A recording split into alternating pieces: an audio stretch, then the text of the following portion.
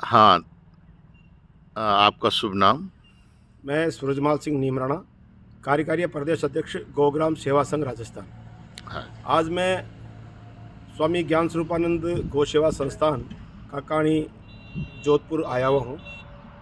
सेवा का जो जज्बा महाराज जी के अंदर है, ऐसा जज्बा बहुत कम लोगों में होता है। महाराज ने 3-4 स्थानों पर अपनी गौ सेवा का प्रकल्प शुरू कर रखे, बड़े सुंदर प्रकल्प हैं और आप सदैव इस विषय को आगे बढ़ा रहे हैं। जो विषय जब आगे बढ़ता है तो उस विषय के अंदर अन्य तरह की सेवाएं उपलब्ध रहती है। महाराज जी ने इस काकाणी में चिकित्सा सेवा प्रारंभ की है और चिकित्सा सेवा में मैं देख रहा हूँ इनके पास में अंधा गौवंश है और बीमार गौवंश है। इन्होंने एम्बुलेंस की व्यवस्था भी कर रखी है। विभिन्न स्थानों से जो एक्सीडेंटल गौवंश आता है उस गौवंश को लाकर उनकी सेवा शुश्रूषा करते हैं। महाराज का जो सेवा का रूप है वो वास्तव में सराहनीय है और महाराज ने एक नया बीड़ा उठाया है। उस बीड़े के लिए आज महाराज जी के साथ हमारी चर्चा हुई। महाराज जी का ध्येय है हमारी पूज्य गौ माता धरोहर के रूप में नामित हो। राष्ट्रीय स्तर पर विभिन्न तरह की विचारधाराएं अभी गाय को राष्ट्रीय मान्यता देने के लिए बन रही है।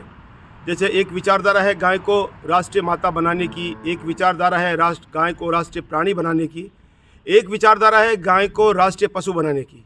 तो हम सब मानते हैं कि जो अंतिम विचारधारा जो मैंने विचार रखे राष्ट्रीय पशु वाली, तो गाय हमारी पशु नहीं है, गाय देवतुल्य है, गाय दिव्य प्राणी है।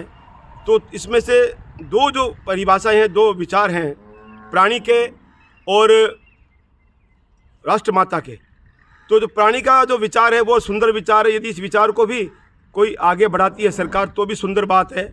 और जो राष्ट्रमाता की जहाँ तक बात है तो राष्ट्रमाता को बनाने के लिए कई कानूनी पेच अड़ेंगे और वो शायद प्रयास हम कर रहे हैं। सभी पूज्य गोपाल मणि जी महाराज भी उस विषय को आगे बढ़ा रहे हैं, तो शायद वो प्रयास ना हो पाए। पर जो अभी सुंदर विचार पूज्य ज्ञान स्वरूपानंद जी महाराज ने रखे कि गाय को धरोहर के रूप में नामित किया जाए, वो हमारे गौग्राम का भी पुराना विषय रहा है और पूर्ववर्ती सरकार ने भी इसको धरोहर बनाने के लिए अपने घोषणा पत्र में भी स्थान दिया था। किसी कारणवश वो कार्य नहीं हो पाया। अब पूज्य महाराज जी के सानिध्य में पूरे भारतवर्ष में हम लोग संतों से, महंतों से और इस विषय के जानकार लोगों से मिलेंगे और गाय हमारी अति शीघ्र धरोहर घोषित हो, इस विषय को हम आगे बढ़ाएंगे। तो पूज्य महाराज जी का आज आशीर्वाद मिला है। आपने इस विषय को आगे बढ़ाने के लिए संगठन को पूरा आश्वासन दिया है और तन मन धन से साथ खड़े रहकर इस विषय को आगे बढ़ाएंगे।